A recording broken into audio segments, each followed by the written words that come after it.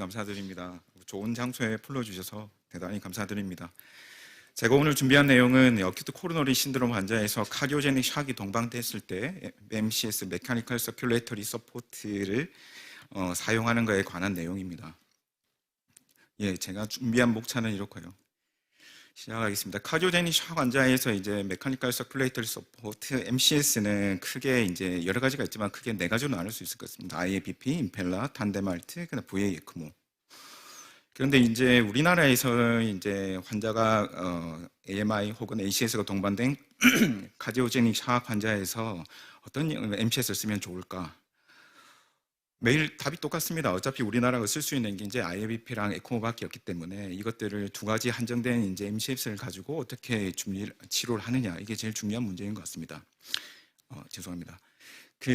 이제는 고전이라고 얘기할 수 있는 IBP 샥투 트라이에서 닥터 틸레가 약 한 10년 전에 IAP 서포트 PCI가 AMI 환자의 카디오제닉 샥 환자에서 도움이 별로 안 된다는 걸 보여줬고, 그 이외에도 여러 가지 연구, 메타아날리시스 쭉쭉쭉쭉 점수로 다 했지만 IABP가 결국엔 AMI 카디오제닉 샥 환자에서 모탈리티 베네핏이 없다는 것을 증명했습니다. 여러 가지 이유가 있겠지만 제일 대표적인 이유가 IBP 자체가 이제 분당 0.5에서 1리터 정도밖에 카디악 서포트가 아주 마지널하기 때문에 그런 거로 생각을 하고 있고 이제 그로 이제 중재가 모아지는 것 같습니다. 그러면 IBP는 진짜 별로 효과 없는 MCS이냐?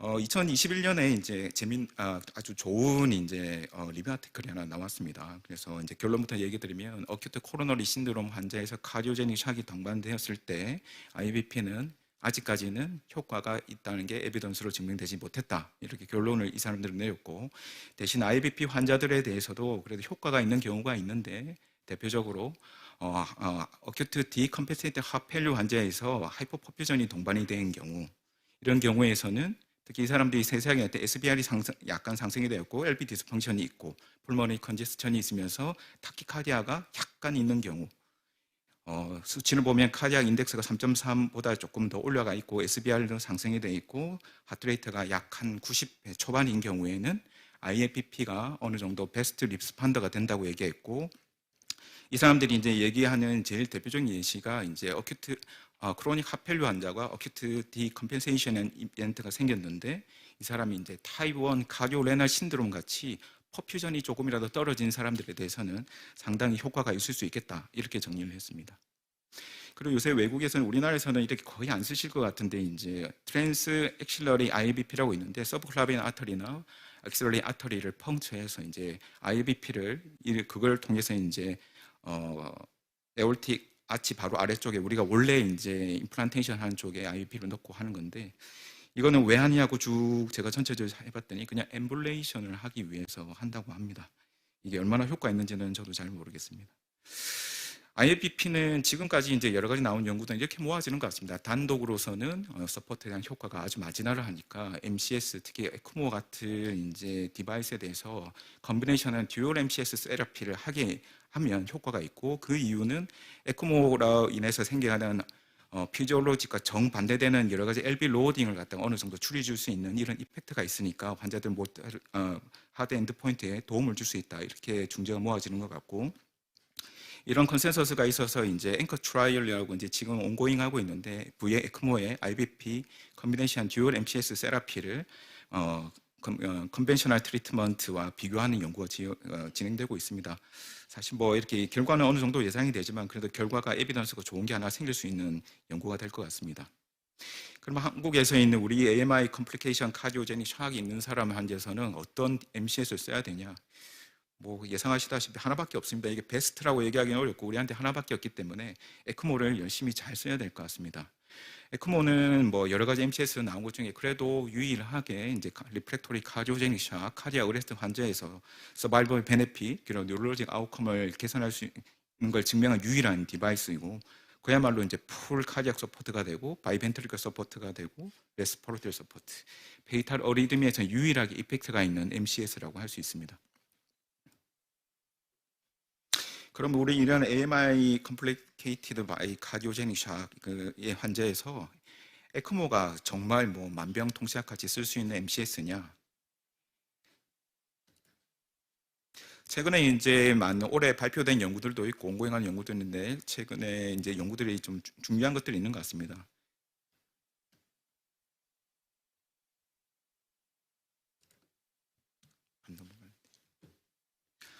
예, 그 처음에 보시면 빨간색들은 저 에크모와 관계된 연구들입니다. 유로 샥 트라이얼, 에크모 CS 트라이얼, ECS 샥 트라이얼 세 가지 연구를 모두 이제 연구 결과가 오늘 발표됐고 퍼블리시된 연구입니다. 앵커 트라이얼은 아까 말씀드린 것처럼 에크모 플러스 IVP 듀얼 MCS 세라피, 그리고 마지막으로 이제 데인저 트라이얼이라고 이건 임펠라와 관계된 연구입니다. 에크모 CS 트라이얼 보겠습니다. 간단하게 설명드리면 체코에서 이제 단일 싱글 센터에서 한 RCT인데 이미디어트 에크모, 그러니까 PCI 할 때 AMI-CS 환자에서 인덱스 PCI 할 때 이미디어트 에크모를 넣은 사람과 메디컬 트리트먼트를 먼저 하고 이제 나빠지는 환자에 대해서 넣은 컨벤셔널 트리트먼트 환자를 비교한 연구고 약 60명 대 60명 비교를 했습니다. 결과는 이미디어트 에크모 군이 이제 컨벤셔널 트리트먼트, 컨저버티브 매니지먼트 한 환자들 군의 그 프라이머리 엔드 포인트 그리고 30일자 올코올 모스탈리티 베네핏은 주지 못했습니다. 근데 이 연구에서 뭐 이 사람들은 이게 얼마나 중요한지 모르겠지만 생각보다 이제 이미디에이트 VA 에크모 군에서 사이드 이펙트가 컴플리케이션, 에크모와 관계된 컴플리케이션이 높지 않았다. 이런 의미를 두고 이제 마쳤습니다. 그 두 번째 트라이얼은 유로샥 트라이얼입니다. 영국에서 주도를 했고 이제 여러 가지 멀티센터에서 한 연구인데 AMI 카디오제닉 환자에서 이제 컬플 리전에서 리바스쿨라이제이션을 먼저 하고 30분 동안 나름대로 이제 트리트먼트를 했는데도 카디오제닉 샥이 온고잉하면 그때 랜덤을 해서 에크모를 넣는 군 그리고 메디컬 트리트먼트 열심히 더 하다가 안 되면 넣는 군 이래서 비교를 했습니다. 330명 정도가 이제 인롤이 됐다고 하는데 이제 보시면 익스클루전에서 이미 298명입니다. 이런 연구는 제 처음 본 것 같습니다. 300명 인롤했는데 거의 300명이 익스클루드 됐고 랜덤을 된 사람 결국에 35명 정도 되었습니다. 근데 결론을 보면 일단은 에크모를 그 30분 기다리고 난 다음에 에크모를 빨리 넣은 군과 이제 그렇게 열심히 그 다음에도 열심히 메디컬 트리트먼트 하다가 레스큐 개념으로 넣은 군을 비교를 했더니 그래프는 이거 차이가 나는 것처럼 보여도 사실은 통계학적으로 의미 있는 결과를 보이지 못했고 이걸 자세히 이제 아웃컴을 보게 되면 올 코즈 모탈리티 특히 이제 메디컬 트리트먼트를 조금 더 끌고 간 군에서는 무려 72%, 서바이벌 디스차지를 한 사람들은 20%가 안 됩니다. 그래서 그리고 이 사람들은 얘기를 합니다. 자기들 연구 열심히 이제 했더니 막 코비드 팬데믹이 와서 이제 인롤이 어려워서 못했다. 근데 아까 그 330명은 뭔지 모르겠습니다. 어쨌든 결론은 이제 인롤이 안 되고 여러 가지 안 돼서 너무 N수가 작아서 결론을 못 냈다 이렇게 됐는데 제가 생각하는 거는 이런 것 같습니다. 이 연구가 뭐 나쁘다기보다 아마 너무 어려운 환자들을 대상으로 하지 않나 싶습니다. 리바스쿨라리제이션을 하고 여러 가지 트리트먼트를 하는데도 불구하고 30분 이상이나 계속 나빠지는, 그러니까 스카이 클래시피케이션의 D에서 거의 후반 정도에 있는 환자들을 대상으로 했기 때문에 당연히 이제 아웃컴이 안 나쁘게 날 수밖에 없지 않나 하는 생각을 저는 했습니다. 다음은 이제 ECS 샥 트라이얼이고 많은 선생님들이 주목을 하셨습니다. 이제 닥터 틸레가 이제 주도를 했고 닥터 틸레가 카디오제닉 샥에 대해서는 많은 이제 연구를 했는데 이 사람이 처음으로 주도한 이제 RCT 멀티센터 에크모 관련 연구입니다.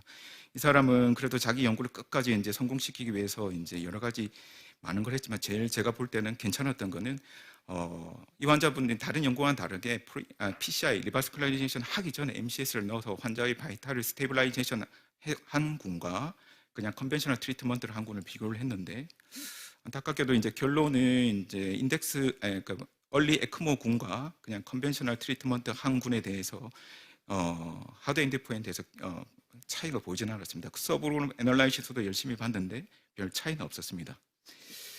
근데 뭐 여러 가지 연구들을 해서 이게 스터디 리미테이션도 있고 오전에 다른 강의에서도 요걸 언급을 하시던데 이제 에크모군 환자에 대해서 컴플리케이션이 많이 생겼다고 이제 얘기들을 하고 본인들도 그런 언급을 하는데 제가 볼 때는 이 사람들이 어떤 선생님이 이렇게 얘기를 하시더라고요. 이 사람들이 뭐 에크모를 못하는 사람들이 했기 때문에 이 결과가 나쁘지 않냐.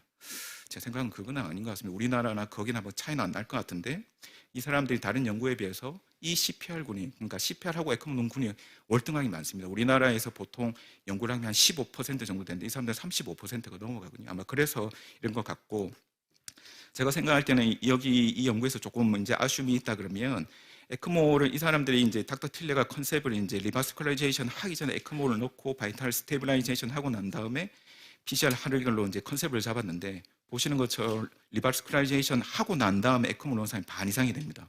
그리고 오히려 이제 컨트롤군에서 오히려 에크모를 더 빨리 넣고 리바스큘라이제이션 한 군이 많고, 또 하나는 이제 이건 메디컬 트리트먼트, 이 사람은 제가 생각할 때 제일 잘못한 거는 자기 결론을 메디컬, 그러니까 에크모, 얼리 에크모 공 vs 그다음에 메디컬 세라피 언론이라고 결론했는데, 사실 메디컬 세라피 언론이 아닙니다. 보면 컨트롤군에서 이미 30% 정도 사람들이 MCS를 넣었기 때문에 그런 것 때문에 이제 이 연구 결과가 이렇게 나오지 않나 싶고, 뭐 여러 가지 컨셉으로 하고 나름대로 노력했었지만 이제 에크모 CS 트라이얼인가 ECS 샥 트라이얼은 결국에는 N수만 다르지만 비슷한 컨셉에 비슷한 결론을 낸 연구가 아닌가, 이렇게 정리를 할 수 있을 것 같습니다. 그럼 AMI 이제 카디오제닉 환자에서 그럼 MCS의 타이밍은 그럼 어떻게 되냐? 뭐 잘 아시다시피 지금까지 나오신 스테미의 AMI 가이드라인, 난스테미 ACS 가이드라인, 우리나라 가이드라인에서는 아직까지는 명확하게는 없습니다. 우리나라에서 이제 카디오제닉과 연구에 이제 관심 많은 여러 선생님들께서 이제 많은 논문을 써서 그 중에서 우리나라 데이터만 이제 정리해드리면, 일단은 우리 카디오제닉 환자에서 대부분 이제 노르에피네린, 에피네프린, 뭐 바소프레서 같은 여러 가지 이제 약들을 쓰게 되는데, 그런 바소액티브 아이노트롭 에이전트를 많이 쓰고 되게 되면 결국에는 해결이 안 되는 환자가 있는데, 무턱대고 그냥 기다린 것보다는 BIS 스코어를 만들어서 어느 정도 넘어가게 되면 MCS로 빨리 전환하는 게 좋겠다. 저희는 결론을 60에서 80으로 냈습니다. 그리고 이제 리프렉토리 카디오제닉 샥이라고 임상이라고 이제 확인된 사람들에 대해서는 임상적으로 본인이 진단이 되면 1시간 이내에 적극적으로 빨리 에크모를 넣는 경우니 2시간 이상 이제 끌게 되는 것보다는 모탈리티 베네핏이 있다.